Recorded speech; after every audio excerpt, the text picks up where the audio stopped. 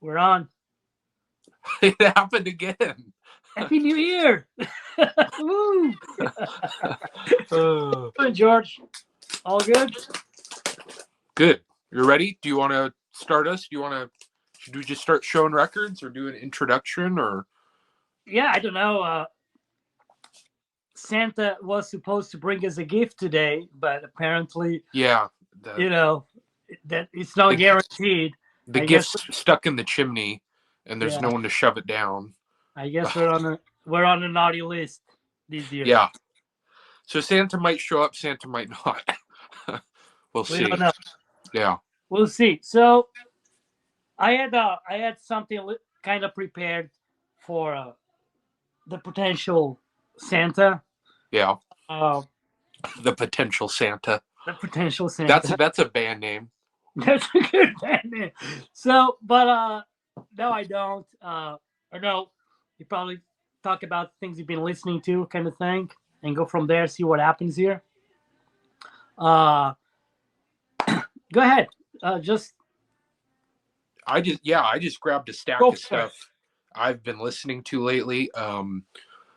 For I don't know if you saw that what got put out, but for Christmas I got Billy Bragg's new book, Oh, wow. and it's like sort of a compendium of um, sort of fan submitted anecdotes, and it spans like all the way from people who saw Riff Raff live until his most recent tour, Okay. and it's like all fan submitted. And there's a lot of pictures, and then he'll add something here or there. It's really great. So it had me kind of revisiting his discography, and I this is one of those records. Every time I hear it, I'm just perpetually blown away by how incredible it is. You Yeah. know, Yeah. I haven't listened to that in a long time, oh, but I gotta tell you one thing interesting about that record. That uh-huh. tell, that tells you how much I like that record. It's not the record itself; it's my experience with their record. Every time I go to Portugal to visit my parents, my father allows me to use the car. So my car is his Hmm. car. So he's stuck at home for a week or two while I'm there, and I use his car. And in his car, I have a few selection of CDs that I listen to every time I go there, and that's one of it. It's and it's one of those that sometimes it's just I think if I'm there for a week, that thing is stuck on a CD player in the car for the full week. It's so damn good. Yeah. Yeah, I mean every song, Milkman of Human Kindness, um, To Have and Have Not, Richard, New England, obviously. The one that always gets me is Man in the Iron Mask. Oh, Um, that's fucking awesome. Yeah. oh God, uh, Busy Girls by Beauty. That I think that's. I mean, it's still great, but that's probably the weakest on the record. And then Lover's Town Revisited. But this is just uh, all his. I think as a I haven't listened to his whole discography. I think I've listened up to Workers Playtime, Yeah. but as a full record, I think this is the most consistent. I think the other ones have higher points, Yeah. I agree. but this is probably the most. Yeah. Yeah. That will be like actually the record that I would recommend for someone as an entry point for Billy Bragg, just because he doesn't have those songs there. You know, they might not be as catchy to the ear. Yeah. Because one thing, uh, I know often, I know often some people uh, do not emphasize the importance of the lyrics for them, including our potential Santa. I heard him saying that, but we can. Billy Bragg is all about the words. And the lyrics are just incredible. It's all about the words because Yeah. he's one of those individuals that you know he made his music and he made his career uh, based on his view of the world, right? Yeah. There's not I don't think he ever made a song thinking of pleasing record labels or trying to keep up with the Jonases. It was always something, straight from the heart. Yeah. And yeah, it's fucking awesome.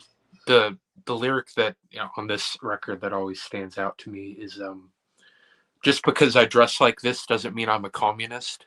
Yeah. I mean, who else could, first of all, who else could rhyme something with communist? You know what I mean? I mean, it's just incredible.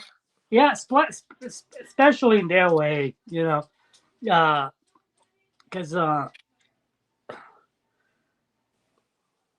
without trying to bring politics to the conversation.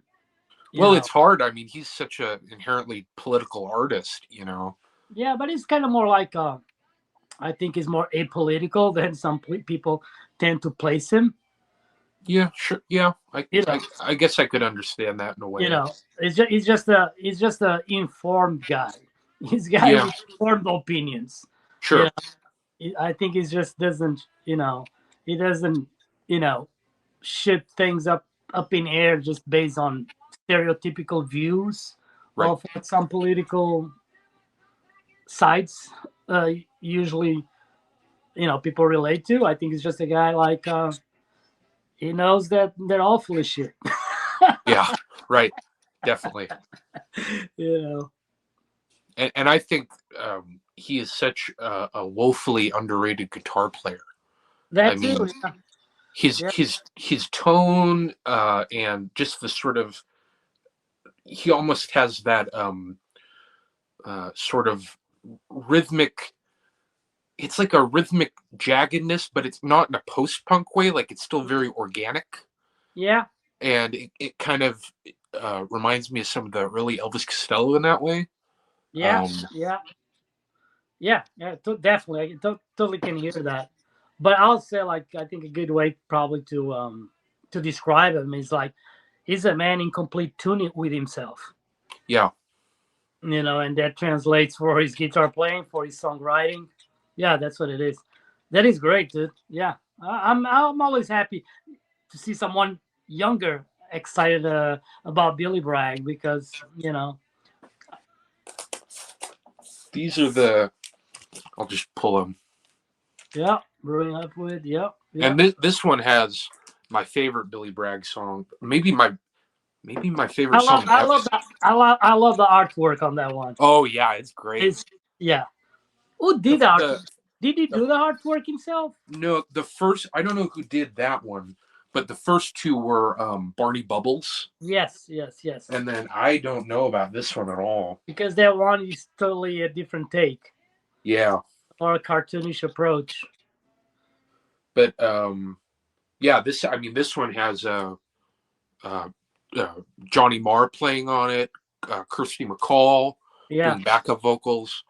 But the one that always gets me is my favorite Billy Bragg song, maybe my favorite song ever of all time, is Levi Stubbs' Tears. It's a great song, but do you realize that every time we chat, we say that our favorite record of all time, or our favorite song of all time, is always a different one. yeah, that's true. It's like they're all the favorite. You can't choose. Yeah, but Enemies is still, I think, is still holding the trophy. Enemies by Radiators from Space. I think that song is still up on the first place in the podium for me. I think probably as a day-to-day listen for me, yeah. But I think Levi Stubbs' Tears is the most emotionally impactful song to me. Yeah. I mean, that's, I think there was a question on was it the vinyl tag or whatever, the song that would bring a tear to your eye. I can't, listen to that song and not get misty-eyed. Yeah, that's definitely falls under that category for sure. Hold on, my dog is barking. Matilda. Matilda? Yeah. That's a great dog name. Okay, she's chilling. I think it's probably I live in a in a condo, so there's always someone from Amazon or UPS walking back and forwards, and she's like a tiny little mutt wannabe bulldog kind of dog. Yeah, so let me see what I have here. I have some records out. I have a lot of shit out from nothing is really thought through.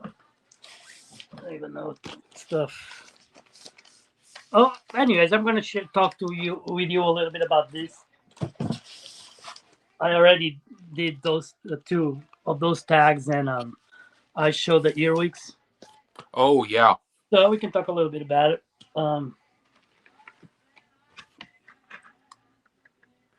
So, were you able to track this yet? Not yet.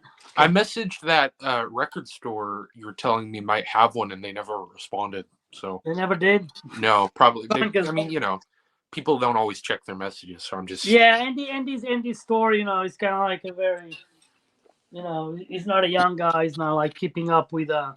social media and all that. He has maybe some of his staff doing it. Yeah, I don't know if I should maybe just cold call him. I don't want to. I don't know. Yeah. Well, I might be. Who knows? I'll be able to. I'll be able to tell you that maybe today because one of my friends that was here on Christmas. I had to play this for him. Actually, the record was out and he saw it. He's like, "What the fuck? What is that? Is the earwigs? Yeah, it is." And he was like, "What? Really?" He said, "Yeah. Well, how did you get these?" And I told him, and he's like, "Motherfucker, why didn't you buy one for me, bro?" I'm sorry, but yeah, man. When you live on a tight budget, I really live on a tight budget. But I know that store that I told you, maybe I don't know, less than a week ago, they posted that they got 25 more copies, and I have a feeling they're gonna keep reissuing these until there's no interest. Right. But until everyone gets it who wants it. Yeah, because they're only singles quite sought after, and but anyway, well, isn't the only single a split or something? No, it's just the only single is the single where. Oh, okay. Yeah. With She's So Naive. Okay, yeah. I've heard that one. Yeah. Yeah, That's a great song. Yeah, which is great. For people that heard me ramble. I didn't ramble too much about it, but to state it that it's my favorite record of the year, I feel some people might think like, "What the fuck? Must be that great." And just to put it in perspective, like my friend, that was here the other day, and it's like, he's been collecting records all her life. He's just like one of those obsessed guys. Goes to Japan every year still to try to track things down, and I played the fucking record and he couldn't believe his ears. He was just like, "Oh my fucking god," And he's one of those. He's a friend. He's like a super nice guy. He's like super nice guy. He's the guy that is like jealousy and that kind of thing is not part of his vocabulary or emotional compass, but he was fucking jealous. That's how good this is it. So this thing is like, what is interesting about it, the quality of the sound is fantastic because this comes from the master tapes from 1981. This was supposed to be a release by the band.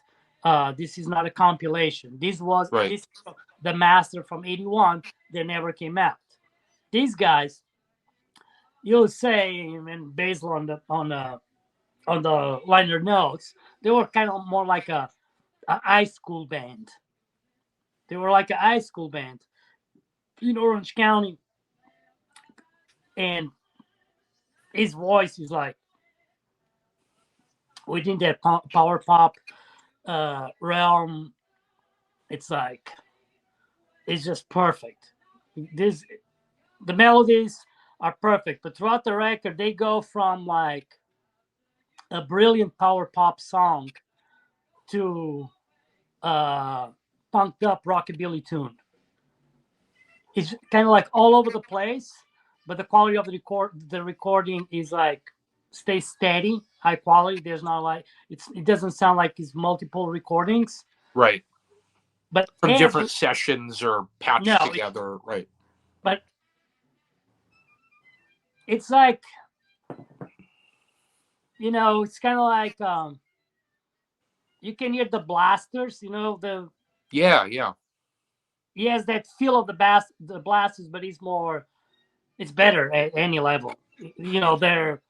Their power pop approach is better. Their rockabilly approach is better.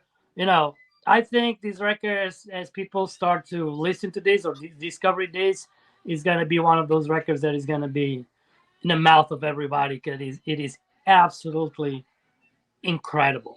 You know, one, two, like 14 tracks or something, 15 tracks, and it's just like, why these didn't come out? I don't think on the liner notes they didn't mention why it didn't come out. Um,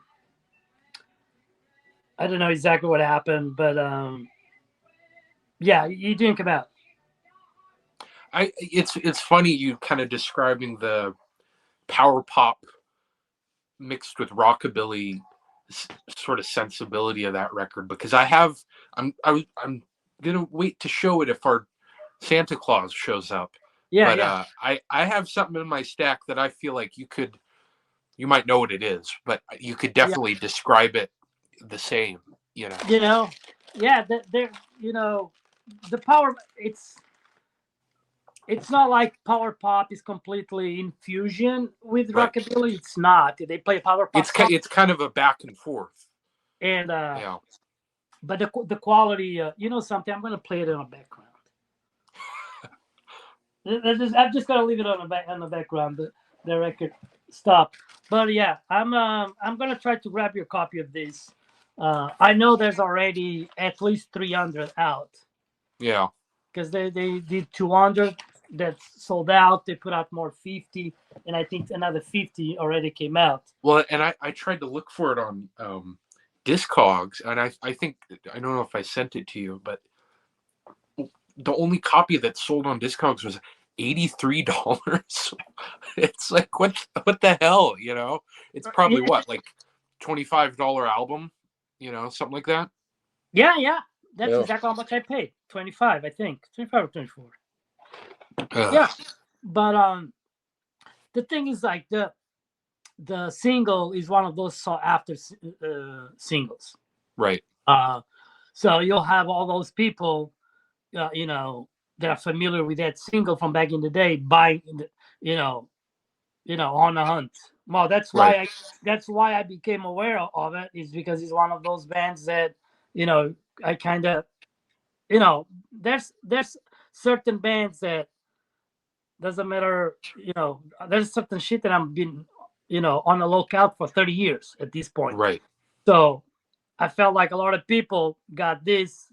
They come from that batch of people, Sure. and then since the record was released on the release party, it was available. All those teenage girl fans from the band, now grandmas, Right. were there, and they bought all of them records. Let me put this in the background.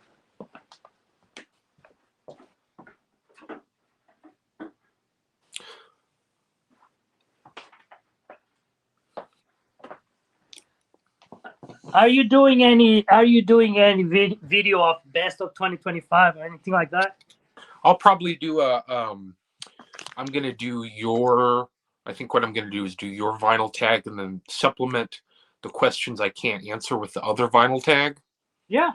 Um, but no, I'm not gonna do like a best finds or I still have stuff I've gotten this year that I just haven't had the chance to show.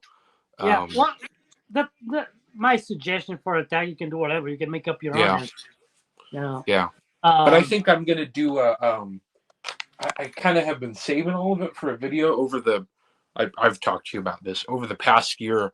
I've been trading in a lot to yeah. my local record store, so I've kind of saved a lot of the stuff that I've gotten for trade-in, and I'm going to do a sort of what I got in trade-in sort of video. Yeah. Um, Yeah. Well, like we talked. I don't know if I'm gonna do anything. I don't have many releases from 2025. Yeah, I think all I have is I have the only new thing that's came out that I have is the Ryan Kidd record, I think. Yeah, I have a few more. I have a few more, but nothing to write home about it really. Yeah. Probably just saving it for the punk vinyl tag because that Tommy's gonna put that out beginning of the year. I'm pretty sure probably gonna ask something related to 2025. Because there was something that I wanted also to hear about from Santa. But uh, did you ever heard the last Sick Thoughts album? No, no. There was something I heard. Oh, I see. I always get them mixed up with what is it? Dark Thoughts. Oh yeah, totally different. Yeah, yeah, Yeah, yeah. and it was Dark Thoughts that I didn't like. I haven't really heard any Sick Thoughts. I don't think.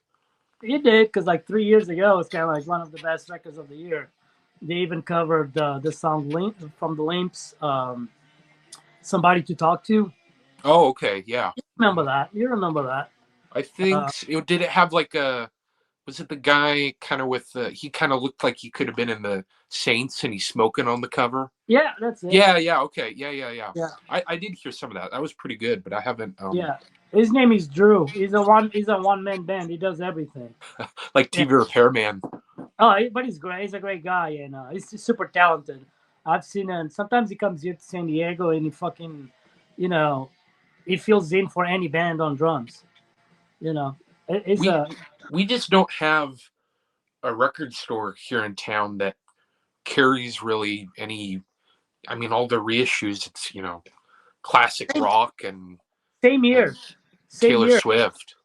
same year. Here in San Diego, there's so many stores, but there's not one single store that keeps up that you can go and they have the most recent releases from Garner Records. They Yeah. don't. It's Yeah. just like reissues of classic punk.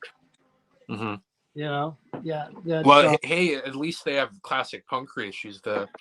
Um, the spot I trade into all the time, he only does used records, and the other spot, it's like they're getting in cop reissues of Fleetwood Mac Rumors and yeah. Eagles Greatest Hits. It's like who's why why the hell are people walking out with a $30 reissue that when there's a used copy for $2?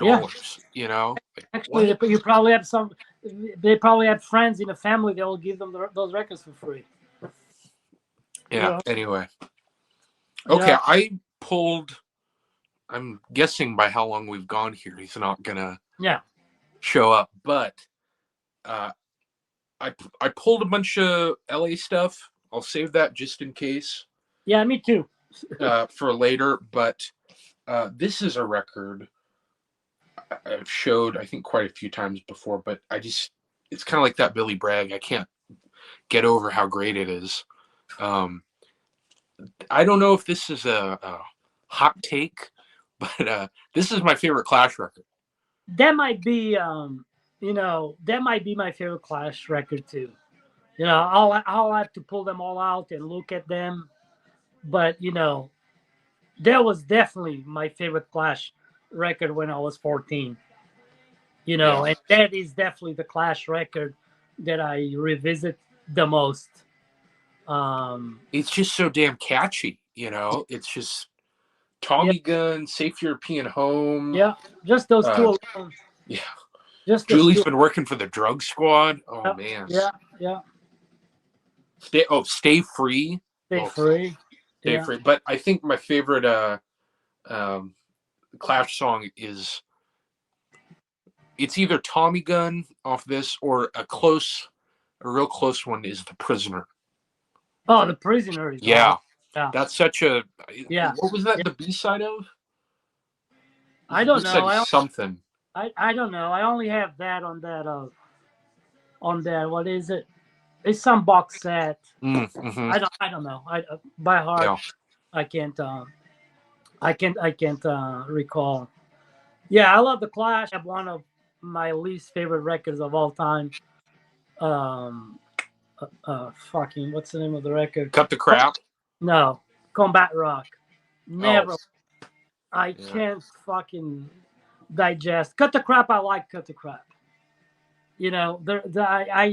That production is dubious to say the least. But I do. He has like movers and shake. Everybody, when people try to not be too hard on Cut the Crap, they tend to I like This Is England Yeah. to justify the reason why they have the record or the record is not that bad. But Mhm. for me, like out of their record, like there's the song Movers and Shakers and Three Card Trick. I think Three Card Trick, that song is just awesome. But yeah, but that one is my favorite. I'll say. I thought it London. was Sandinista. Huh? I thought it was your favorite was Sandinista. No, my favorite is not Sandinista. But Sandinista is an album that grew up on me. Yeah. I remember like being a teenager, like on a party or whatever. Police on My Back was always a highlight. It was one of Yeah. those. There was like songs in my teenage years, and I'm literally talking 14, 15, 16, because life in Portugal, as you might imagine, is very different than in US. Sure. Yeah. Here, it seems like people tend to wait until they go to college to you know to live a life of stupidity. In Portugal, we tend to do that a little bit earlier. So by the age 15, 16, you're already snucking in clubs and drinking and do all the bad shit. And I think it's a great thing because most people, by the time they're ready to go to college or have a job, they already got that shit out of their system. So, Yeah. but during those years, there was like things like I remember there was this particular club in my hometown. I'm from a beach town suburb of the second largest city in Portugal. Okay. And, there was this club, uh, and this is literally age 14, that we already knew what the DJ was going to play, and we were waiting for it. And it was always a trade. You will always do the same thing. You will play either Police on My Back and then Cramps. You got good taste, or vice versa. And it was like the highlights of the night for us was to wait that shit. So got introduced to Sandinista because of that, of course. On my younger years, I could not digest the damn fucking record, right? I couldn't process all that. Um, but then with time, I felt like I start to like Hitsville, UK, and then I start to understand Charlie Don't Surf, and when it's one of those records that if you put the time and you allow certain songs to grow on you, as soon as you realize you can digest the triple LP Yeah. up to bottom, you know, I think it just takes training. Well, and that's how I feel. I don't. Some people are like, "Oh, it's terrible and awful." I don't dislike it. It's for me. It's just maybe it's the age I'm at, but it's so dense Yeah, that yeah. I can't um, Somebody, digest it. I mean, obviously, Police on My Back's great.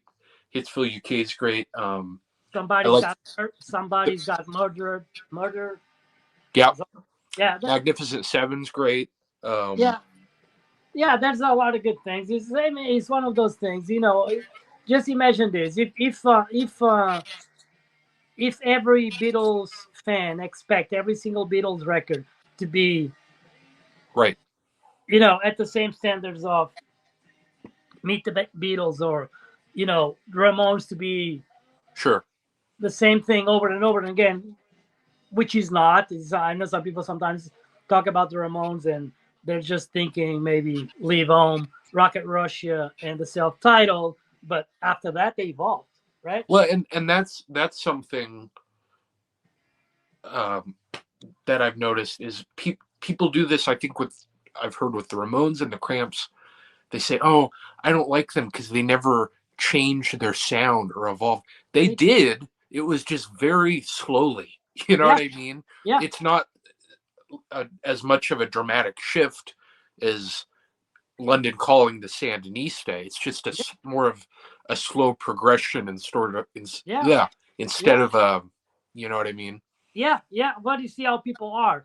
You know, they complain because the bands are repetitive, and then they complain because the bands try something different. Yeah. You know, Yep. but you see, talking about London Calling to Sandinista, it is a huge shift. Yeah. But the self-title to London Calling is a shift as Yeah. well. Yep. You know, you Yep. know, it is what it is. Well, thank God there's bands like Sex Pistols that only have one record for you to listen to, so you like it or you don't. No, Right. Yeah. no complaints there. Yeah, yeah. Let me see what I got here. I'm gonna share this one because I think. Oops, sorry.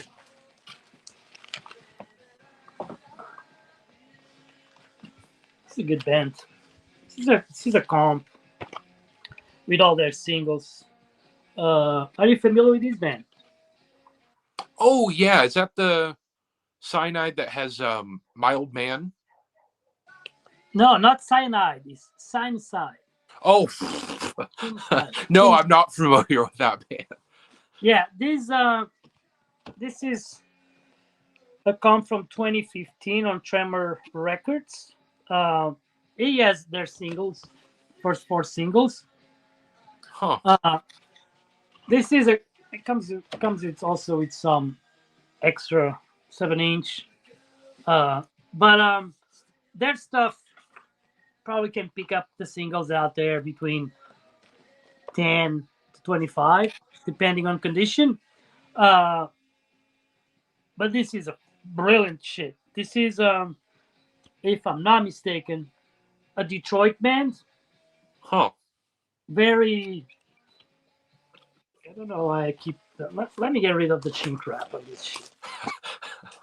I don't keep on shrink wrap anymore. I used to do it. Yeah, I don't. But you see, but this is one of those records that I haven't listened to this in a while, quite a while. But there was some records that I kept. I used to keep the shrink wrap, and then I start getting rid of the shrink wrap. Mhm. So sometimes I pull records with the shrink wrap, Yeah. Right. Which is the case. Now it's gone. So, It can breathe. yeah, they can breathe now. Even though I think I have records which on the shrink wrap for like 30 years and they're still fine. I think this is all. Well, to me, it's not like I'm worried it's gonna warp the record or something. I think it's all, If I it's know. a record I'm not planning on selling or Yeah. know, which why Yeah. would it be if I But buy anyway, it? here you Yeah. can see, take a better look at the band. Look at the band. So can you have a, I should have grabbed that. Yeah. So Have it it's very Detroit rock and rolly. That Detroit raw rock and roll, not fuzzy as the Stooges. Right. But he's you know I wouldn't go as far as call them proto punk because he's a band from '77, Sure. but he does have that feel. And actually, all their songs. I think the most well known song by them is a song called "Gutless Radio." Hmm. That song got a little bit of attention, played on the radio and stuff like that. But what else? It's So, almost like go ahead. sorry, go ahead. It's almost like if La Peste were not from Boston, but they were from Detroit. Okay. Yeah, I was gonna ask sort of if there was a band you'd compare them to. So it's kind of it's something that would fit in with the sort of Killed by Death stuff. It would, yeah, Yeah. yeah, he definitely would. But it's kind of like La Peste, but he kind of has more that blue collar feel. Sure. Right. That blue collar, tough rock and roll. Right. But there's melody. Actually, Actually, the vocal approach is quite melodic for what would you expect from Detroit during this period of time. They were more all about shouting and barking and being pissed off at everybody. So yeah, this is a great band. And So this that did they only have singles out, or did they have an album? they do have an album that actually was reissued. I think this year. Um, uh, Hold on. Yeah, they have this album that came out past, so it's kind of slightly different. It's almost like two stages of the career, but if you like the singles, you like the album. If you like the album, familiar with early singles, you will like them all because there's Right. not a shift. This one, I left my heart in Detroit City. That's a good cover. It is. It is. And what year's that? This is from '82, Oh, okay. Huh. but this is the reissue that came out last year. Uh, it's not a cheap record to find the original pressing. Yeah, right. But yeah, it's definitely on your wheelhouse. The type of shit you're gonna like. It's like you know, nice hooks. This is kind of like all mid tempo, Sure. raw, savage rock and roll kind of feel Right. with melody. Yeah. What did this Hype Seeker says? Which I already disagree right from the beginning. But that's okay. But he says, consider the first punk band in Detroit, the ironic power pop punk quartet Cinecide launched Tremor Records in 1977 to handle their own work, issuing several singles, blah, blah, blah, blah, blah. In '82, this is arguably the band's best release. The album captures Cinecide at its tightest and made clear that the sound was all their own. The players directing their raw power into unusual power pop song structures. Yeah, which I agree with that. Yeah, raw, but raw punk, more rock and roll than punk, I'll say, but with some power pop sensibility. So there'll be some shit that you will dig for sure. By the way, did you listen to the Softies Suicide Pilot? Yes, that's great. Yeah. Fucking so good. Yeah. Yeah. But you said their album isn't worth it. No, the album. It's a shame because that cover's so great. I No. mean, it's so great in a corny way, No, the album is a fucking stinker. No. He has like two good songs that align in that pub rock. I mean, by Eddie Hot Rod's feel, Teenage Depression feel, but the rest, man, is just like Jesus. Why? Well, hey, I'm keeping that Nervous Eaters record, and that has one good song. The other day I bumped into mine here. Huh? The other day after we did the video, I was looking through some records, pulling some stuff, and I pulled the Nervous Eaters. I have that record, and it's a promo copy with cut out. There's some records like mine's a promo copy too. There's some records like that where it's just like, what's another one? It's like the Christ Child album. Every single copy I see of that is a promo copy. Yeah, the Christ Child album. The other day, I did one of those cassettes I was doing. I dubbed a track from the Christ Child album. That album is a fucking good album for punk exploitation. I don't know what people want to say. I don't know if I'd say it's a good album. Well, there's some good songs. it's fun, Yeah. To me it's more entertainment and novelty. Yeah. But yeah. I can put it on and have fun with it and enjoy it. You know what I mean? Let me put it in this way. Let me ask you this. Sure. Would you go and see Christ Child live? I lost you.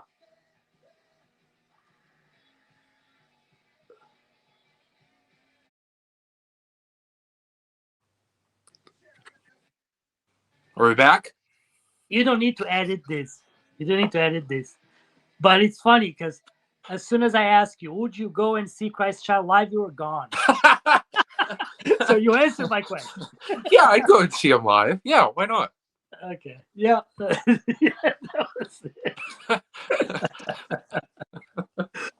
All right. Oh. It's your go.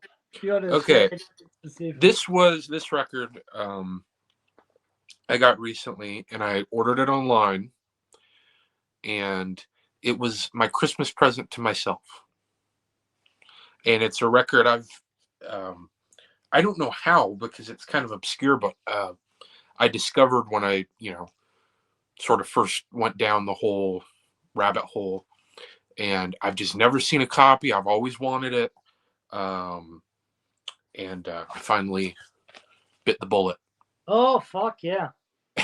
And this It's- album. Yeah, Yeah. that's the first pressing. Oh, that looks super crisp. Well, it's weird. The record's really clean, but it sounds real crackly.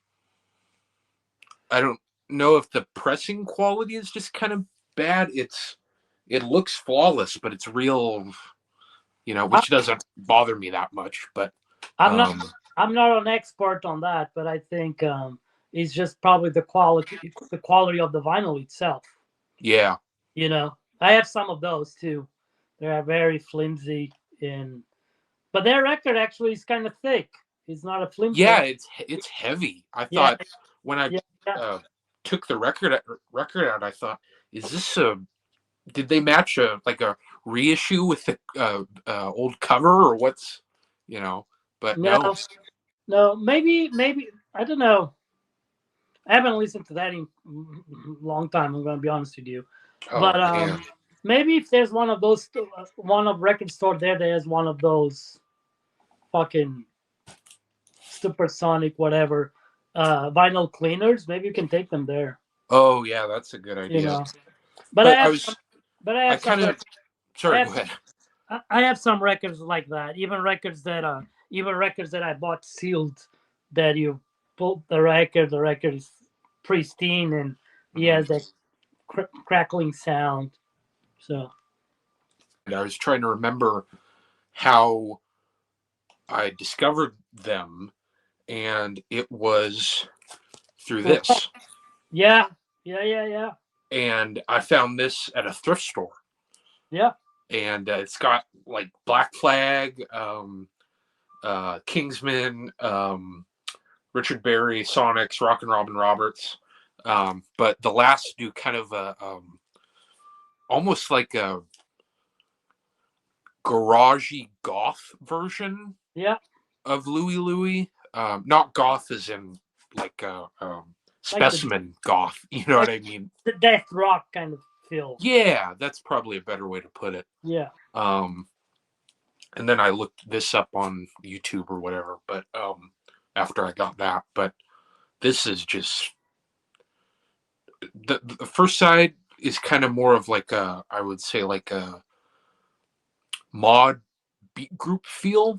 Yeah. And then the second side, they get a little more, pounding and kind of there's like some of the guitar playing. I almost hear like the Rivieras. Yeah. Something like that, But yeah, what do you think of them? I like them. Actually, they have a record that kind of goes along with that. It's kind of like those. You kind of I think you can put them in the pocket of one of those micro LA scenes, right? Sure. It seems like LA always had. Seems like everybody played with everybody, but they were able to create tendencies for a short period of time. It's kind of like when I think about the last band that comes to my mind right away is the Zeros from San Diego, and they do not sound like the Zeros whatsoever. No, but you know what I'm saying? I feel like they have almost what some would label the first wave of cowpunk feel. You know what I mean? Mhm. And by cowpunk, it's not like the sound itself. It's kind of almost like how Gun Club they experimented like with themes of Americana and Sure, yeah, and it almost has like all that stuff almost has a certain swagger to it. yeah, Yeah, kind of like the Plugs, which yeah, it yeah, right. had that feel, and that's by far my favorite recording by the Last. They have more stuff, and if you, I'm not an expert on the band, but I've listened to everything that, as far as I know, that is available by them, and you can hear throughout different recordings, even within the same year. There was a band that like they never had like a truly defined sound, Yeah, So it's kind right. of like, is it a punk band? Is it a just a rock and roll band? Is it a not power? It does have power pop melodies too. Definitely, yeah. So yeah, I think it's great. I think it's one of those on those one of those records from the LA scene that stands alone. You Well, know, and it kind of gets glossed over. I don't I mean, Kieran it it, the it it's a well beloved band, but we'll say kind of like cult status kind of band. sure, yeah, right. You Yeah. know, When you you know, see lists of even when you see lists of the best punk records from 1979 or lists of yeah, LA punk bands, they never, I mean, yeah, you know, rarely do. right. But we're living. I'm gonna be honest with you. Like when I was introduced to that thing, I was like, "Fuck, never heard of that." But it was fucking pre-internet, so Hmm. these days it's almost you know it's we don't get it that the surprise element is not that because so evident because one way or the other we read about it or we saw a post or we saw the cover somewhere, right? Sure. uh it kind of sometimes it might be more obscure than I think it is, Right. Yeah. you know Yeah. but they shared the bill with the Go-Go's and shit like that, so you know more like I think it's definitely like a regional classic. Yeah. Hmm. Is like one of those regional classic. And from people that lived through their era, I wouldn't be surprised if their record will make everybody's top five. Yeah. To me, this is definitely You top know, 10 of 1979. I mean, it's just, yeah, to me, there's like a very, I guess, I mean, obviously it's sort of modish, sort of beat groupish, sort of garage-ish, garage-ish. Oh, that's yeah. hard to say, but and kind of punky. But to me, I think how I sum this up is these were the kind of guys who were in the Flamin' Groovies fan club. Oh, for sure. You know what Oh, I mean? yeah, 100%. Like, Yes, yeah, yes. it's it's Yeah, yeah. That is true. Those were the guys listening to Flaming Groovies and the Stooges, and then punk came about, yep, and they tried to align. right, Yeah, yeah, yeah, yeah. Those are guys that their first uh, their first fall in love with music was not punk. They right, were yeah, already avid fans of underground rock and roll. Yeah, I and agree. it's records like uh, these and like the early Flamin' Groovies records that are so impressive to me because they so openly show all their influences, but Yeah, it's not overly derivative of anything. yeah. Like you can totally hear what they were listening to, but it doesn't sound like Worshipping. yeah, exactly. It doesn't sound No, like they're yeah, it's original. It's just like young music fans trying to make their own thing. Their own genuine music, but they cannot detach from right. their heroes, if you want to put it that way. Yeah, that is a fantastic record. Let me flip the record and go grab a beer. Do you think that Weirdos fans were attending last shows and vice versa, or there was a separation? The I mean, obviously, I didn't live through it, but it Neither do seems I. to me that that those bands were so cross pollinating that everyone must have been open Yeah, to all of that. So I would think they would be. You know what I mean? yeah. Um, I would think Weirdos fans would show up to a Chuck Berry show. You know what I Oh, mean? but that's guaranteed. Yeah, but I think Weirdos fans they were probably the rowdy crowd. Yeah. So that's such a good band. Even I saw them last time I saw the Weirdos about 12 years ago, and they Hmm. were so fucking good. I couldn't believe it. Yeah, such good band. So my turn. No, Yep. that's a good buy. That's a good Christmas gift. It's like I said, it's been. I think it was the first record I ever put on my Discogs want list. So I was like, it's time to bite the bullet and just get one. You know. I pulled this record because I wanted to see if our no show guest knew this, knew do knew anything about it. I don't know nothing about this shit. Okay. It's not my kind of jam. Well, I like this record. Otherwise, I wouldn't buy this record. Um, but you probably know more about this than I do.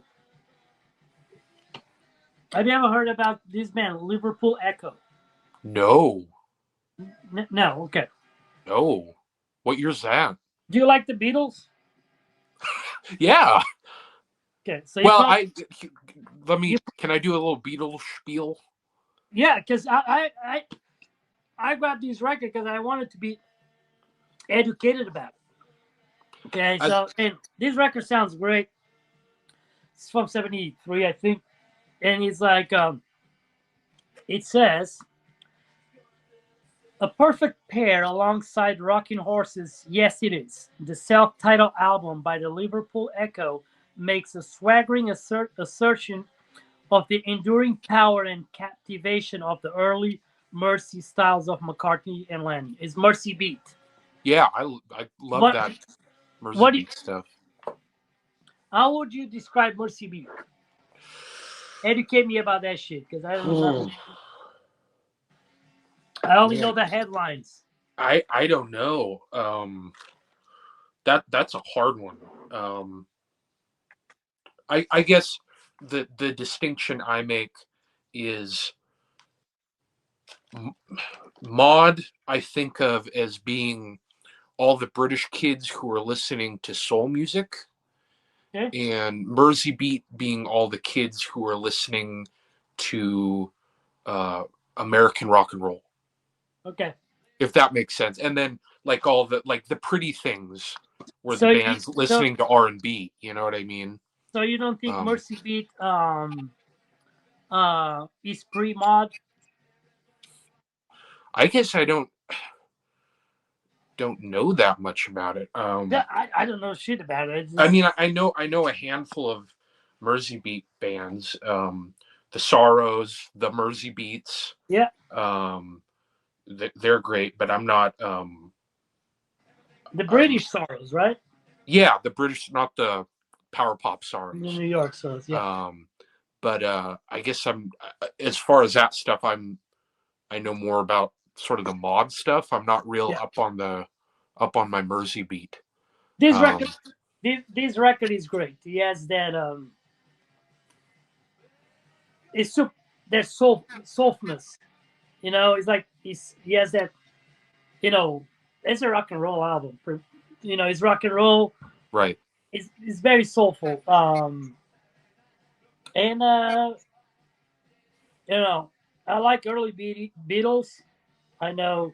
Well, this is what I'm curious about, because the way I feel about the Beatles is I don't really like the Beatles after Rubber Soul. You know, I'm gonna put it that way. The way I feel about the Beatles is the same way I feel about the Rolling Stones. They were great bands when they were cover bands. Yeah. Yes, totally. Yeah. you know, Yep. I like that. I like that teenage angst. The period where they were doing all those covers and there'd be like 2 or 3 originals on a record. Yeah, yeah, Yeah, yeah. But I'm with you on they that. Yeah. start, when they start to be, you know, when the labels start to have them, you Right. know, I'm not even, I cannot even discuss this because I'm not knowledgeable about it. I really can't. I know that when it comes to the Stones, what is a record that everybody loves? Um, I don't I don't Exile in the mainstream. In the mainstream, yeah, that doesn't do anything for me. zero for me. Yeah. The I think last Stones record I like is um I think it's the album before. I don't like Baker's Banquet. I don't really care for that record. No. The last one I like is Between the Buttons, and that's my favorite Stones record. Yeah. And then after that, it's just kind of because to me, Between the Buttons is like they're trying to be the Waterloo Sunset era of the Kinks. Yeah. Like Well, the Kinks are a band I go into the 70s with the yeah. Kinks, Yeah. Me too. Me too. Yeah. Because truth, you know, truth to be said, after that, forget about the Kinks. You know. Yeah. But this record, yeah, Liverpool Echo. I was hoping that our And what's guest, what year is that? I'm gonna write I that think down. I think it's 73. Huh. I bought this. The only reason why I bought this record is because it was reissued by Sing Sing Records, Mm. and Sing Sing put out so much good shit like Riff Raff and all that. Yeah. So that's why I decided at the time to give it a go, and I never got rid of it. So, and I listened to it today too. So, but yeah, it is. Anyways, I guess it's a record to bring up when we have experts sharing the stage with us. But yeah. So Mercy, I like the way you made the separation between Mercy Beat and the mod Well, thing. and that I don't know if that's right. I mean, like I said, I'm kind of ignorant on it, but that's what Yeah, I hear. You know what I mean? yes, It's that the Who were listening to James Brown and the Beatles were listening to Elvis. You yeah, know what I mean? yeah. In my mind, in my ignorance, I always thought like Mercy Beat almost as proto mod kind of thing. But Uh, no, mod is kind of strange because, like, to me, it because you started, like I because said, with them listening to all the soul stuff, but then it kind of goes away from the soul stuff and turns psychedelic. I don't know. because the thing is like you know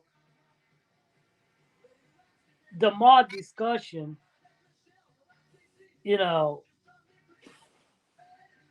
what became what became popular or what was definitely labeled as the mod sound is like 10 years later of the mod fashion, Sure. right? Yeah. You know what I'm saying? Right. So uh like what's the most what is the band that carries the banner for mod more than any other band is Jam, Right. right? Yeah. And the first and their debut is 77, I think, Mm-hmm. Yep. right? So you Yep. already had mods in 64 and around that time. Well, and then it gets kind of into the squirrely area of a lot of mod stuff. Also falls under the freak beat category. 60s Yep, mod falls under yep, the freak beat category, yeah, and then it kind of starts. to me, it also kind of turns into the garage rock discussion of is can other countries have garage rock, or is it strictly an American thing? It's like, can other countries have mod freak beat stuff, or is that strictly British? You know, it's a Well, weird sort of limbo thing. I can be very opinionated about that. Okay. And, you know, from a sonic approach, if you're just thinking about the sound, anyone can do it, Yeah. right? Anyone can do it. But um, music doesn't come out of nowhere. It's a product of the environment. It's a product of your day by day living.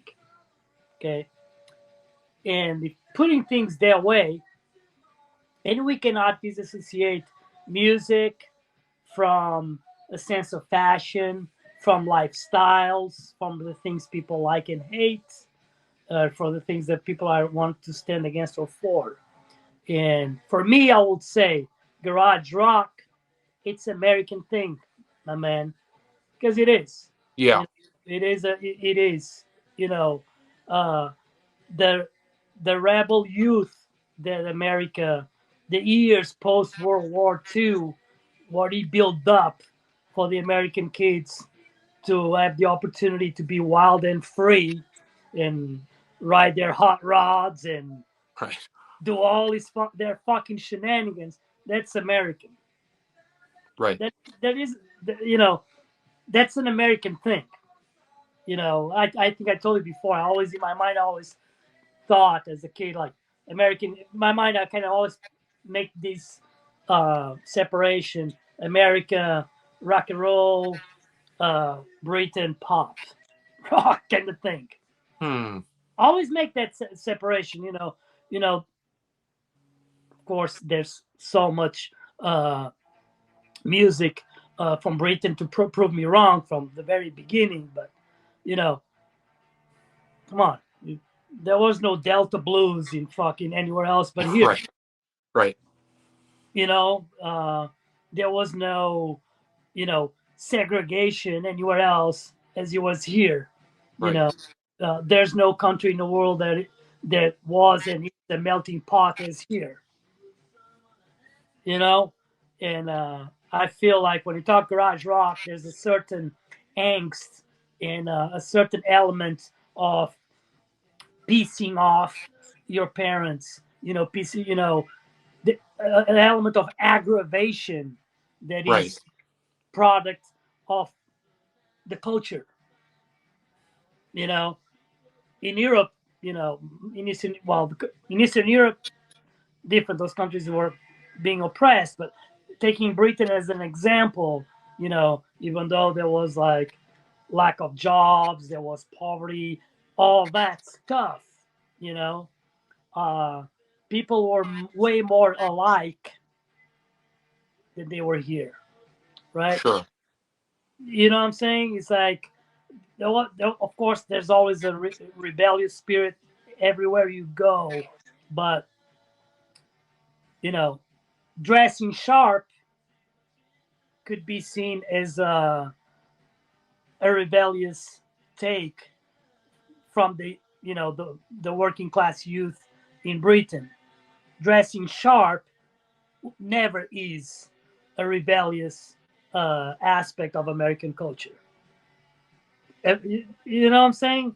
Does it make sense? Well, I would argue now maybe it is Maybe in now, the current day, but but yeah, I know what you're saying. there's a Right. more you know, In 1962, it was more rebellious to wear a T-shirt and jeans than yeah. But a suit. Right. and one thing also has got to be, based on my personal experience, I see it is like almost, and it's kind of like contradictory, considering the time that we live in. Sorry, shit. You're gonna have to edit this. and Oh, and and our a lot of Europeans for a long time they had that preconception that, oh, Americans, they're ignorant. There was that preconception. But that, people that think like that is people that were never exposed to anything. Otherwise, yeah, it would change their mind pretty quick in a heartbeat. But I feel like in America, at least, we're talking about garage punk, for instance. Um, I think fashion, the aesthetics, will come last than everything else. yeah, First is the attitude, then is the music, then is the chaos, whatever they're trying to do, even if it is just to, you know, get some chicks. That's a very American thing. Do things for right, the chicks, too. While in Britain, I feel like everything, uh, to a certain level, is more, you know, thought. They put more thought into things rather than being as its own. impulsive. It doesn't Sure. make sense, as its Yeah, own as a result of the life you live in. And perfect example is the British punk, Sex Pistols. You think was a manufactured band? yeah, Does it make right. sense? Yeah, no, I get what you're I don't saying. know. Yeah, I went on a rant here, but but that's how I feel. yeah, Living here, even though we're in 2025, but there's certain aspects of the American culture that I do get to appreciate and love, that I know people even before I moved here, that they tried to live the rockabilly lifestyle. They embrace these certain things that it's awesome. You have a passion for something that motivates you to emulate something, but at the end of the day, you know it's something that you cannot truly genuinely feel as a lifestyle because it's on your roots. right. Does it make sense? Yeah, So, yeah, I do feel like I think I'm an advocate for America. I think American rock and roll kicks ass. There's one thing about it. I got to say, about the American music scene in general. We're just generalizing, of course. There's no, especially when it comes to punk, we're more like a uh, underground subgenres of music and all that. America is either it's there's not in between. American is either well produced, clean, well done, well thought through, or 1,000 miles per hour chaotic. sure. There's no, there's no. It's like you go from the Ramones to you go from the Ramones singing Needles and Pins to fucking Negative Approach, and there's nothing in between. Right. you know, that's also a very American thing too. Like, that's why like when you think about power pop or that when you think about 77 and 78, 70 from 76 to 78 punk rock, there's not you can't plug in 100 records that came out just from England alone without even talking about other countries, you know, and you probably had to make some homework to pull 10 or 20 of American albums that do stand the test of time because Yeah. there's Well, not. and that's interesting on the sort of more well thought out thing, because I feel that of those '70s punk records, the the British bands, and this is not to um, talk bad about American punk records, but for the most part, once again, all If, gross if, overgeneralizations. if, But if before you go on your rant, Okay. if you start talking shit of American punk, I'm just gonna say go listen to the Pagans. You have to have the Pagans reference. I think generally of that 76 to 79 era, the British bands were better songwriters. Yeah, I think it was more, not to say that the American bands don't have great sounding songs, but as far as the sort of art of structuring a song and planning out everything in a way that the album flows, I think a lot of the British bands of that era were superior in that. I agree with that. And actually, kind of, I think what I'm about to say kind of is gonna synthesize a little bit of what I spent 10 minutes babbling about it. It's like the American punk is a lot of it is like meat and potatoes. Yeah, sure. There's a lot of meat and potatoes. Also, we know that from a educational standpoint, uh, the educational system in America doesn't, not many people were exposed to world history at all, right? Right.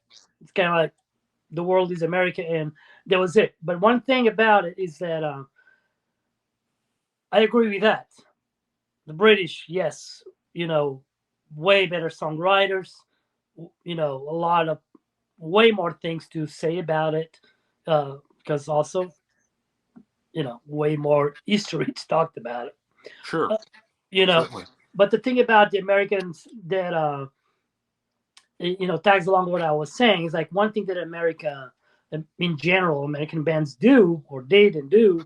It's like the lyrics can be very meat and potatoes, even the sound very basic, but there's that element that is very American. That is, we're here to be seen.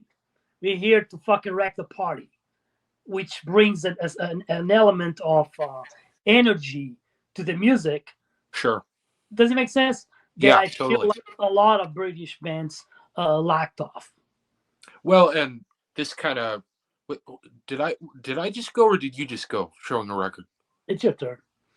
I show that Liverpool Echo. Oh yeah, okay. To me, a band that this kind of idea of the British of punk records of that era being better songwriters, to me, a band that is an exception to that rule, which I think this record, the songs are very well written, really well thought out, very melodic for the most part, is this record.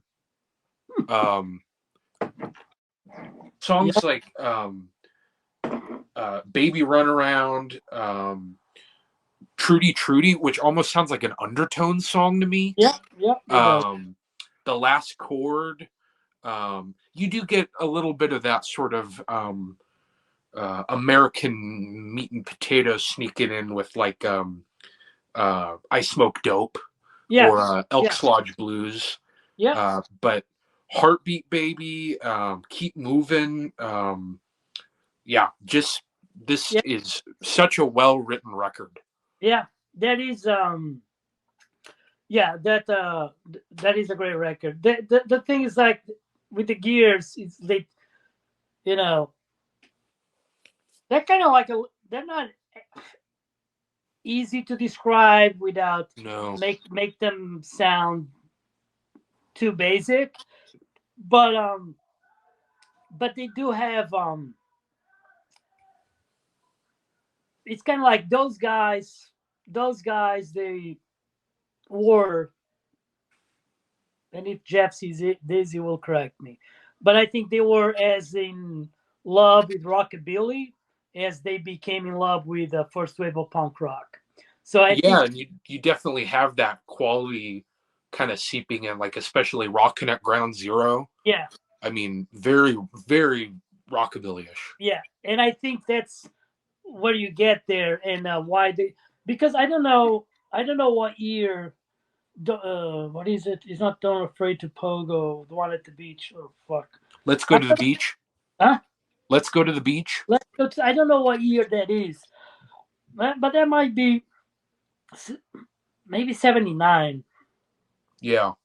something It like that. says recorded April 22nd, 1979. All songs written, or excuse me, recorded April 22nd, 1980. All songs written 1979. Yeah, so I think the first single is from 79. Yeah, Yeah. so what I like about the Gears is that it's a very genuine band. It's Yeah. like they sound like teenagers, as I said, in love in rockabilly, with rockabilly into the first wave of punk, figuring out their own shit. You Yeah. know, and usually when that's the formula, unless they really don't know how to play, which is not the case. But if that's the formula and they can play, you know, they can play. You always there's some moments of brilliance because Yeah. it, you know, in lack of better words, it is original. Yeah. You know, heavily influenced by whatever they were listening, but it's original. Yeah, that is a great. That's a classic. That's another one from LA. Yeah. You Well, know, and I thought Santa would have some insight into I, this one, but I don't know. I don't know if there was one of those because there's a I don't know if this is true or not. There will be another question as well, but I feel like some uh there's some bands associated with like suburban areas of LA and particular venues. I feel like our no show guest is more like a Hollywood guy. yeah. So because I don't know, do they say what they play at the Health Lodge, right? Yeah, but that's I don't know if I told you that I reached out to Jeff and I didn't know, but he's one the band like the three that are still alive. One that just had a stroke not long ago. The Oh, other one, you know, they're old. Yeah, but yeah. that is a classic. That is a great record. Well, and this is, I think I was telling you, one of the ones I traded in for because it's that original, Yeah, awesome silk screen, yeah. cover. But, That sandpaper. huh? He has that sandpaper feel. Yes, yeah, it's very textured. Um, but I really lucked out because this was, I mean, not to toot my own horn, but um, it was expensive and on the wall, and I couldn't afford it, and I brought in some a few records, and then he started buying CDs, so I took in a bunch of CDs that I don't, stuff I Yeah, already have on record that yeah, yeah, yeah. I don't need to double dip on, Yeah. and so with the trade in, I hardly, I paid just a few bucks on top That's um, awesome. of the How, trade in, but how, he had he's had one copy of an original before, and I remember looking at it a couple years ago and being, oh, and yeah, not even um, yeah, dreaming of getting it. But yeah. he said, which I find really strange, and I'd be interested to know if maybe there was an issue with the covers. This is getting real record dorky. But he said his other copy had water damage in the same place. Well, you could. So I would be kind of interested to know if Hmm. the batch of covers got all, if all of them have a little bit of Yeah, it on that could be. corner. It could be, or could it be just a box that was sent to this distributor in that area? Yeah. It could be. I don't know. I don't know. And he had been the guy at my local record store. He'd had this, boy, I think 2 months on the wall. And I was saying to him, how did someone not buy this already? You know what I mean? Like especially with the people around here, there's a lot of, probably like it is for you, there's a lot of crazy record collectors who will Yeah. pay insane amounts. Yeah. But that, but but that, but that's a record that there's also good reshoot. I don't know how many, but that has been reshoot yeah, with good quality, and also, it's you know that is one of those records uh, that he hasn't been obscure in 30 years. yeah, right. You know, it's a record that Is known, is being known right? forever. It's been known forever. But also it's a record that probably because of the production and the sound itself uh, doesn't appeal as much as it should to younger generations, Sure. because it's a record that you have to listen to. It's not like a instant hit when you play the record. That I'll say to me, well, it was. for I you, mean, right away it was like, no, it is, but you didn't start listening to music yesterday. You already have like a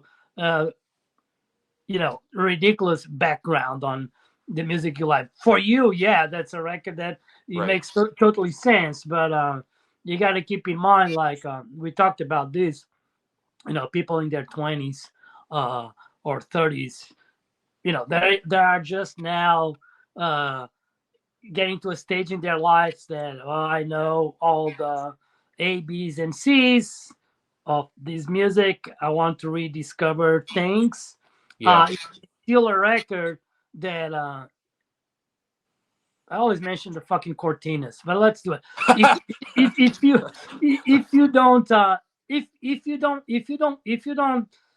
you don't listen to Cortinas and the Pagans, if those are two bands that you're not able to digest, you will not digest the Gears. Yeah, definitely. Yeah.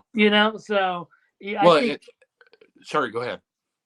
for people like us that we didn't live through that time, we didn't see them live back in the day. Right. It takes a path, a growth of as music fan to get to a point to get that record.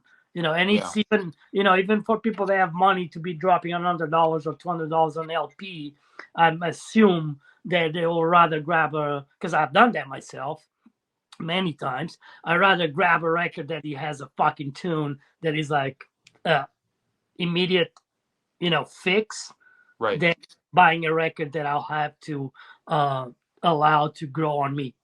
Does it make sense? Yeah. So I feel like that record, stays on that category. Yeah, that's a fucking killer record. And from the same collection, he showed it to me before he sold it. It was cool to see, but I don't know. I kind of rolled my eyes at the same time too. He got, and I'm not blaming him because he's a working dude. He's got to make money, but he got in a original, and it looked unplayed, of Lexicon Devil. Oh shit! And he sold it for $1,200. Fuck! It sold $1,200. It's just crazy to me. How does the cover look like? The cover look like new? Yes, it looked like dead stock. It was crazy. Whoa. Yeah. So that will help me show our next record. Well, yeah, and I saw we always end up talking about record prices. Yeah. But I saw on Discogs, I was just browsing, and I don't know why, but I looked at the Bullet EP, and one sold on Christmas Eve for $7,500. You said the Bullet? Yeah, I was looking on Discogs just the other day, just wandering around, and I looked at the Bullet EP, and a copy sold Christmas Eve for $7,500. 75? Yeah. $7,500. Oh, 7,500? Yes. Holy shit. $7,500. Whoa. I My That's mind is blown that someone would drop that kind of money on a stupid record. You know what I mean? that's fucking insane. I'll buy a car. How about that? Oh my god, that's crazy. Ugh. That that's crazy. Yeah. Yeah, I'll send it to you. I mean, it's nuts. Wow. As we talked before, man, if I was to win the lottery, I would not be paying that kind of money for records. No. You're talking punk records. What the fuck? I'll buy a $15 bootleg. Fuck. You know? Yeah, I'll fucking feed the homeless. You know, Yeah, right? You know, fuck. But you know, it is, you know, Crazy. well, you know, we never know the stories behind that. You know, maybe it was Danzig that bought the record. he ran out of copies. Finally, like, we're gonna buy this shit for $7,500. I'm gonna sign it and sell it for 10,000. Yeah, right. Yeah, probably more than that. You know, yeah. Oh god, It's a great one. But anyways, talking about Lexicon Devil.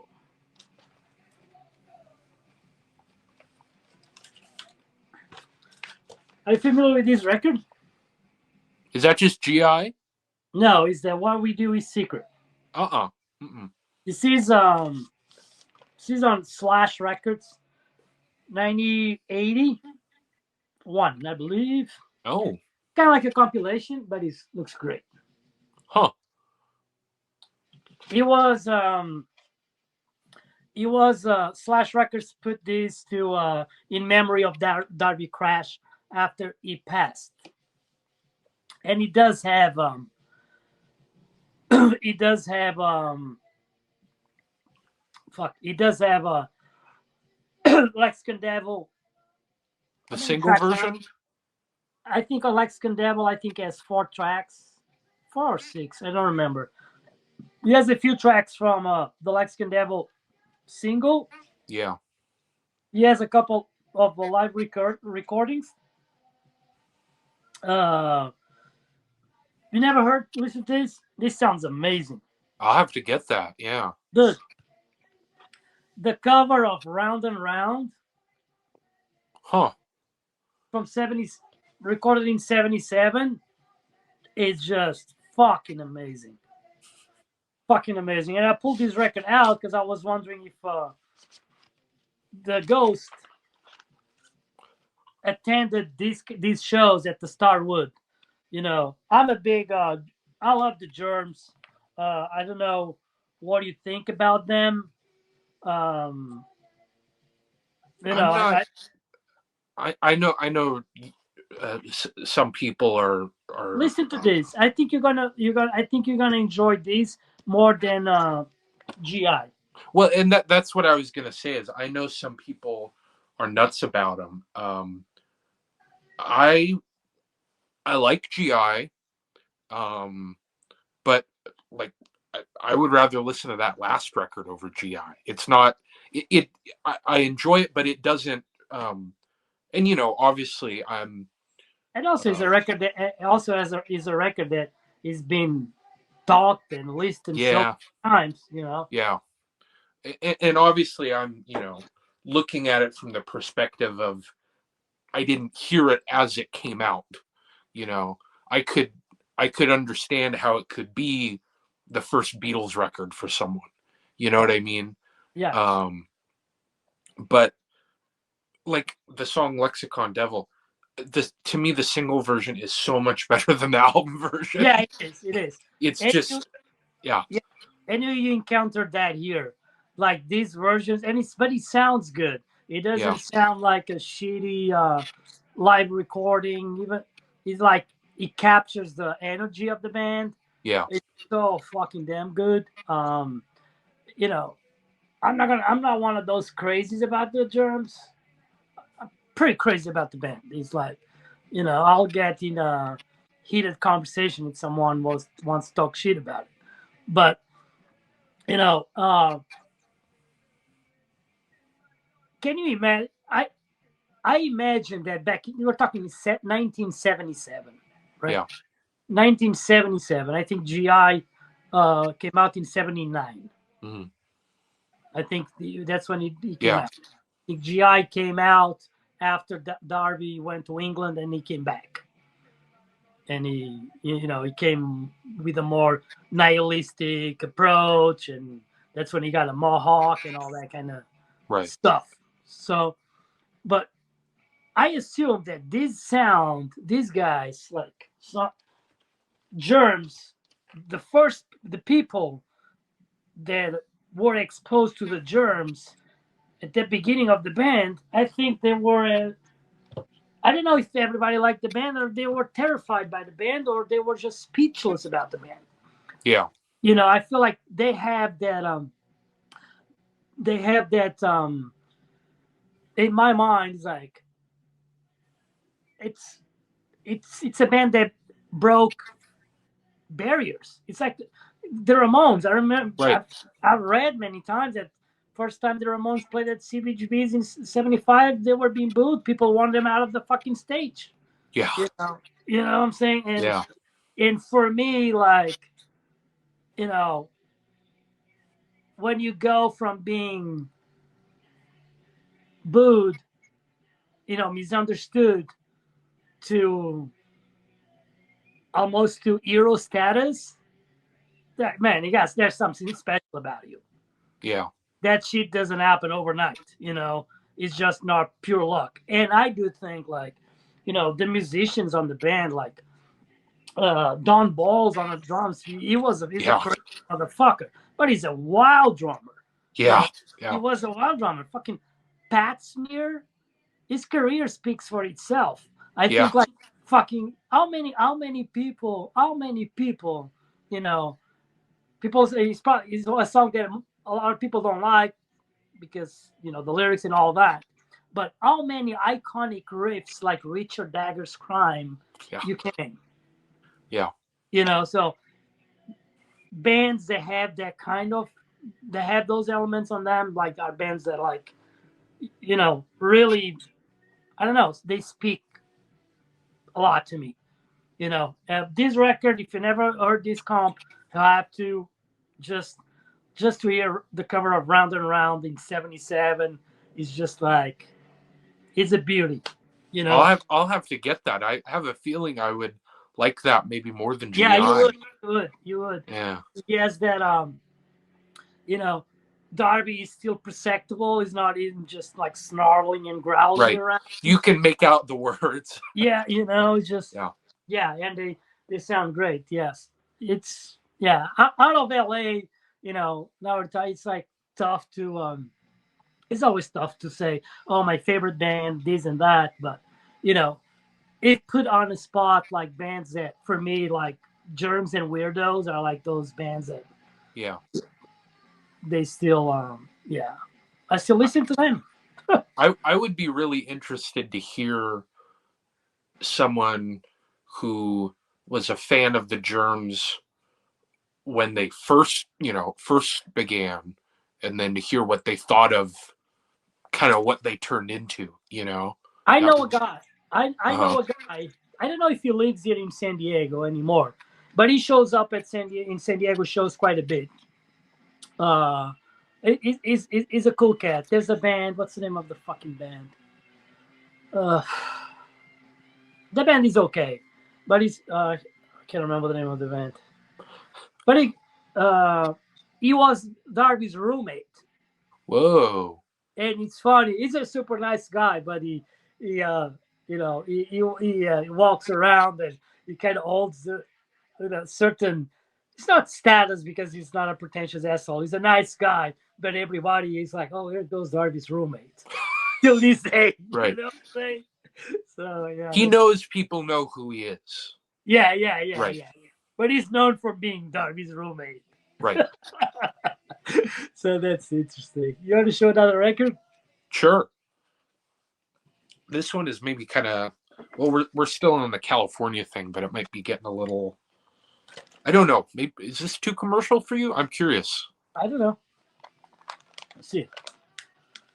No, I do like the Plimsolls. Yeah. Yeah. And once again, our no-show guest, I wanted to ask him about this because I know he saw them several times. By this point, everyone probably knows who it is. Who Yep. it is. But this record's, man, this is great. Inch by Inch, Everywhere at Once, obviously A Million Miles Away. Yeah. But the song, probably my favorite Plimsoll song, is Oldest Story in the World. Yeah. And the guitar lick on that is almost sort of Ain't It Funnish, you know? Yeah. It's that sort of same, I don't know how to describe it, but that same quality to it. What year is that? 83? 82? 83, I think. Yeah, 83. So Lionel Richie saw them live? Yeah, yeah. I What think did he several say? times. From What did you recall him telling about that? I don't remember any specific anecdotes. I just remember him saying how good they sounded live. But yeah, Well, I don't know. I guess I don't have much to say on this. It's a good record. yeah, it is a great record. Well, they're from a time period that there was no excuse for nobody to not sound great in LA live. Yeah. They were like didn't they play with what was the name? Did they I think they got entangled with air rock scene for a minute. Really? Yeah, I think so. I think I remember. I think I don't want to. I don't know. I don't want to. I You know. said hair rock? Yeah, I Yeah. think I almost. I don't know. I have a feeling. I think I saw them. I pretty fucking odd, but I might be totally wrong. But I think I've seen posters of flyers with them like as opening acts for shit like I don't know if it was Motley Crue, but shit like that. Well, here's an interesting thing because I know you're a big fan of them, and I've really gotten into them. I think they're so great. Where where where does Hanai Rocks fall into that? Well, Would you call them like a hair rock band, or do you well, put them with Motley Crue? You know what I mean? Like I hate Motley Crue. I But do too. Yeah. yeah, I never liked that shit. Never. Though the thing with On the Rocks, they do fall under that category. Yeah. Okay, because first of all, they were the only. I think I don't want to say the only, but I think they're the only foreign band that belonged to that Sunset Boulevard scene. Yeah. The air rock. There was a Sunset Boulevard scene. Those Roxy, Whiskey Go Go, all those little venues.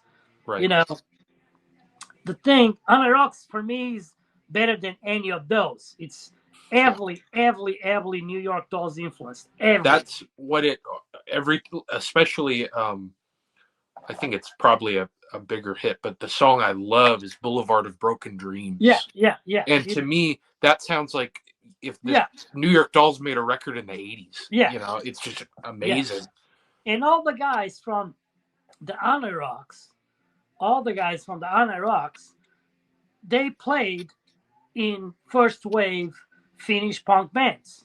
Really? They all come from the punk rock. Huh. The air rock bands in LA, very few come from the punk rock scene. You can name maybe Duff McKagan, but the On the Rocks guys, as teenagers, they were punks, played in punk bands. Well, I think I sent you that video on Instagram a while ago where Michael Monroe was talking about how much he loves the Ruts. Yeah. I thought, wow, that's awesome. Yeah. You know? Yeah. So, but they were better than any American band. They're, those bands. Yeah. So definitely. What happened was like the band came to America, became big, but then what's his name? Vince Neil, from Motley Crue. Yeah. He killed Razzle, which was one. Well, drinking and driving. They have a wreck, right?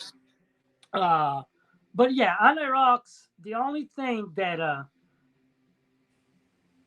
you can put them on the same bag as Air Rock is that they were part of the scene. Right. Yeah. They do not sound like Motley Crue. They do No. not like sound like the Rat and all that shit. They don't. No. You know what I'm saying? Or Cinderella. No, they don't. Yeah, they don't sound like none of that. No. For me, like you know, when I my personal taste, if I think about great rock and roll bands without putting punk or hard rock name on them, discounting the ultimate classics. For me, it's like Rose Tattoo, Hana Rocks, New York Dolls. Dolls are like my favorite fucking blunted rock and roll. It's just rock and roll. It's pure rock and roll. Yeah. Well, I love Hana Rocks, dude. I absolutely love them. And Michael Monroe. Anyways, we're not gonna. We don't need to go down there. Thing. Yeah, England, London in particular, had a better air rock scene than. I don't know anything about the London hair rock bands. The London thing is like they had a more glamish thing than the American thing, kind of like the cock rock bullshit kind of thing. Sure. So, but like there's American, there's like bands from England, like the Soho Roses are great. The Last of the Teenage Idols, the Babysitters, they have more like New York Dolls influence kind of stuff.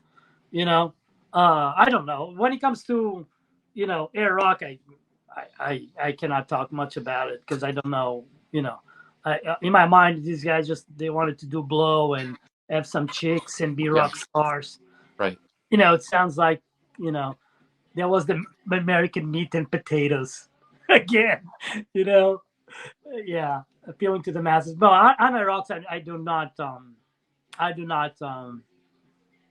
I do not put them along with those, even though they were all friends, the same scene. Right. And all. They were way more than that. Yeah. So Zero, go. Your turn. I just showed the Plimsolls.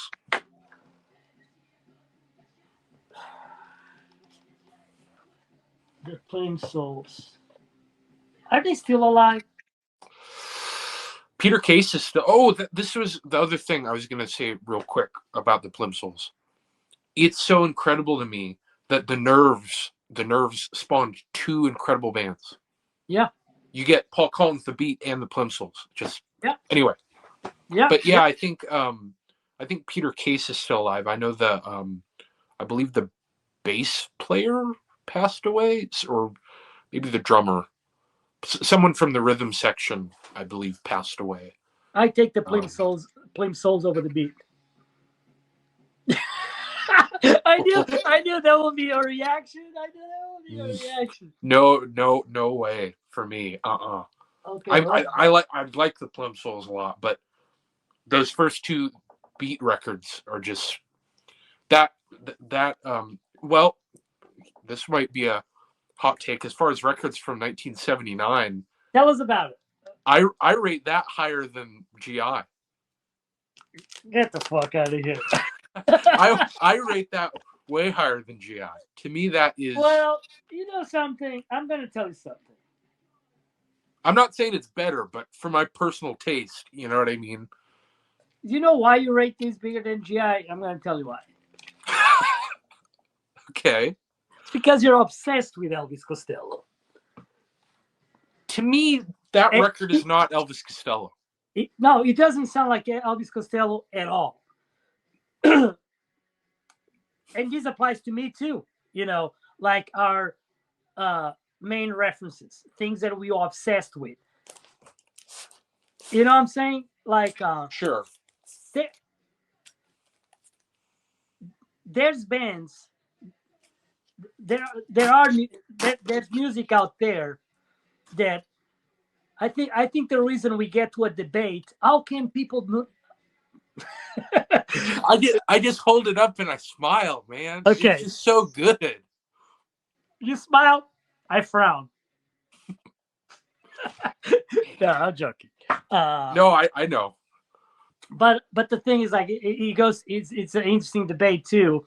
You know, when we get to that the other day you were showing, I don't know what record did you show, but you showed some record. It was like, how can people not like this thing? How can they do these top 25s and 50s and this Yeah. thing is not there? I think I a think the lot. boys I was talking about that with. It might have been the boys, right? You might Yeah. have, This is his first but boys record, I think. but I think in anything in life, like the way we develop our taste in music, like yes, he has to do with the foundations. Like we need Sure. foundations in everything in life, right? So you do have a strong foundation on Elvis Costello Certainly. obsession, Yeah. right? Right. Yeah. So like those harmonies, that those sensibilities, even though doesn't sound nothing like Elvis Costello, But it's the same sensibility. Yeah. yeah, that's Right. why. That's why. That's why that you know you can this can relate to you that way. The reason why GI relates to me the way it does is like because one of the first bands that I lost my mind, that I was completely, oh, this is the end of the world, this is the best thing ever, is Dead Kennedys. Even though we Mhm. are know your opinion about Jello Biafra Right. and all that shit, but Dead Kennedys, the sound of Dead Kennedys, everything about it is so important to me. Sure. Since I was very, so ingrained into me that predisposes me to appreciate Right. certain things. You know, yeah. No, that you put that great. That was That's you're a absolutely yeah. right. Yeah. This is a great record, hands down, Yeah. hands down. But for me, it always comes down to nerves breakaways, nerves breakaways. Yeah. you, you know what I'm saying? But it is. What year is this? This got to be 81. 79. It's 79. Yeah. Yeah, rock and roll girl. I don't fit in. Different. Yeah, it's Well, fantastic. and going back to Well, one thing I'll tell you. This any day over 2020. oh, I completely agree. Any Oh day. yeah. No, Yeah. that is not even a discussion there for me. I like 2020, but no. No, Nothing. yeah, I can't hold a stick. Yeah. I think going back to the sort of visual element we were Yeah, talking about, before I heard this record, I saw the cover and it's like, who the hell is that? He's got, you know, the nose of a stork and yeah, no offense, but the receding hairline of their not to you, to Paul Collins, yeah, yeah, yeah, yeah. the receding hairline of a 70-year-old, Yep, but there's so much swagger and confidence yeah, and toughness in yep, that cover that yep, it's just yeah, yeah, yeah. It is. Yeah, it is. Yeah, it is. yeah. Yeah, it is awesome. Yeah, You want to hear another hot take? it's like they mean business. Go Another ahead. hot take about 1979? Yeah, go for it. This over London Calling.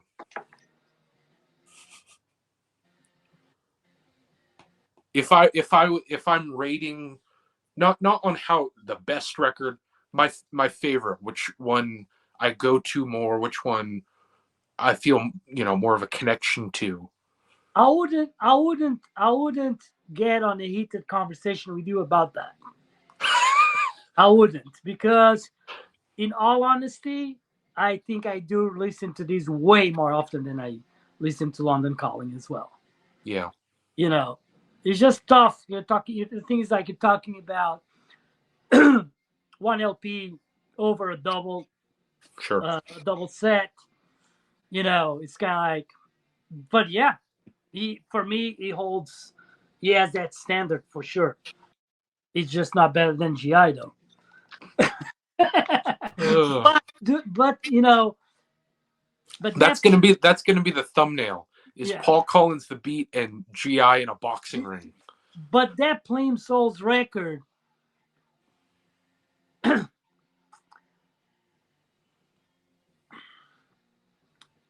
let's put it this way. I don't want to say that the Beat are meat and potatoes. I don't want to say that. You can. But I think the Plimsolls, there's something more intriguing to me. I agree. I think the Plimsolls have more of a. With this record, it's great, but what you see is what you get. Yeah. And with the Plimsolls, there is a sort of definitely a mysteriousness to their sound and their image. Yeah, there's an extra mental exercise. Yeah, you got to do to be in tune with the Plimsolls. Yeah, sure. Yeah, I'm down to 10% of my battery. okay. You want to do show one more maybe? Huh? Sure. One each. Since we got stood up. Well, one of my favorite records on Posh Boy from 81. And this record to me, till this day, speaks Southern California at all levels. Talking about A World Apart by the Crowd. Familiar with these guys? I have the Crowd on a bootleg single and the Beach Boulevard comp. Yeah. But I've never heard that record. The cover is really striking. Yeah. This record is just brilliant in my opinion. It's kind of like, I feel like there's a certain element to it that you kind of, very regional record too. Because I feel like you get to appreciate it more if you're familiar with the lifestyle. Because you're talking, this is 81. At that time, like, jock hardcore was in full force already. Right. And these guys were one of the original fucking, Southern California bands playing backyards. They made a following playing at backyards, but they have a sense of melody. I'm not going to compare it to the Beat, but they're not a hardcore band. They're like a Southern California first wave of punk. But there's that.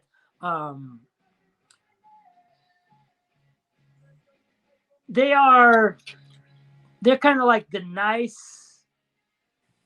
They're kind of like the nice guys. The nice guys.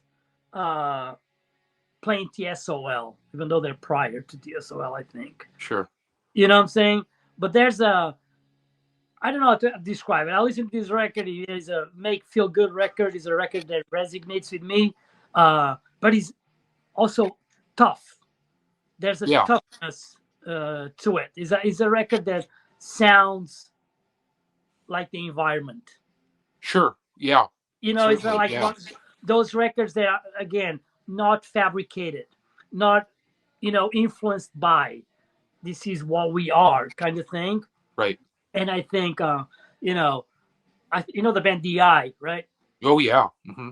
I feel like DI probably were heavily influenced by these guys.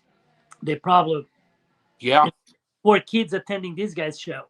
But their musicianship, he has more like the, the basic roots of rock and roll are there, elements of surf too. These guys could play, and it's like a perfect mash of early Southern California punk rock.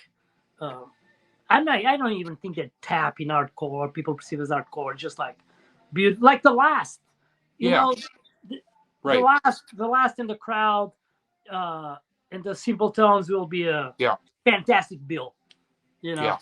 So I wanted to ask, Richie if you ever saw them in the backyard.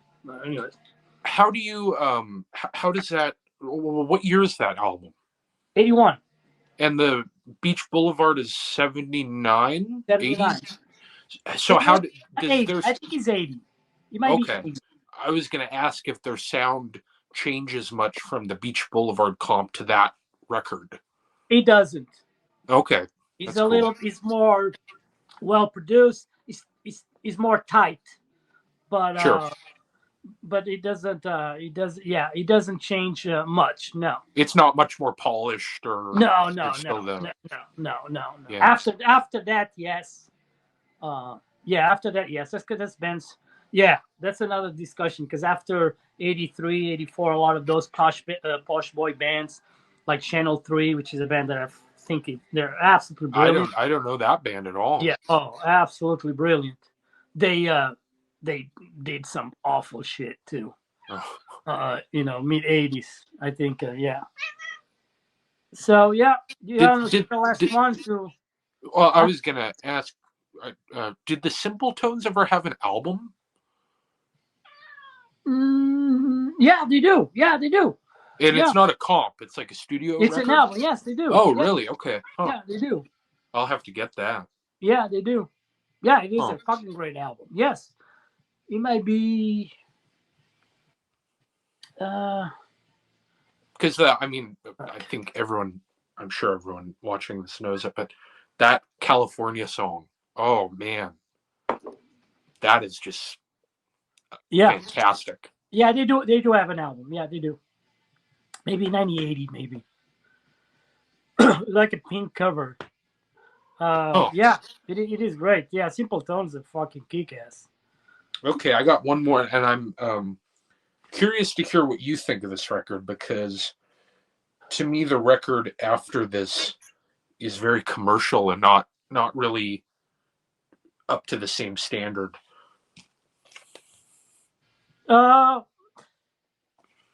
Thoughts? I like it. Yeah. Okay? Yeah, I do like it, but it's another one like I'll put it on the 2020 bin for me. Really? Huh. Yeah. You know what what's the name of the band? You know what these guys, the band The Records? Yeah, of course. Okay, so kind of like the pop, like that particular album. I listened to that in fucking ages. Can you go down the track list to see if that sparks any memory on me? Saturday Night Hitchhiker, Animal Eyes. Oh, Animal Eyes. Yeah. That's almost could be a Radio Birdman song. That record, for me, it's kind of, I'm going to tell you where that record falls for me. And it's actually two fucking records that I love. But I don't think it's better to none of the ones that I'm about to mention. It's the debut of The Records and the debut of The Romantics. Okay. Have you ever heard the debut? Yeah. Because the Romantics, after that, they become too polished polished. Yeah, but But it does have that rock and roll drive. Yeah, there's for what because they got signed to Arista after this. Yeah. And they get real commercial, but this record really has some moments that are really raw, especially compared to what they'd become. Yeah. But that's for me. It's like their record. It's like for me, it's that. The debut of Records and what's the name of the fucking Romantics album? It might be Teenage Breakout. I think is the name of the record. Yeah. Maybe 79. What year is that? This is 77. Is it? Yeah, 77. Yep. You probably can't read that, but no, you're putting me to work. Yeah, but I think as I recall, yeah, it's a record that I like. I get what you're saying, but I don't know. To me, that sound, that early Romantics records sound is more of their second album.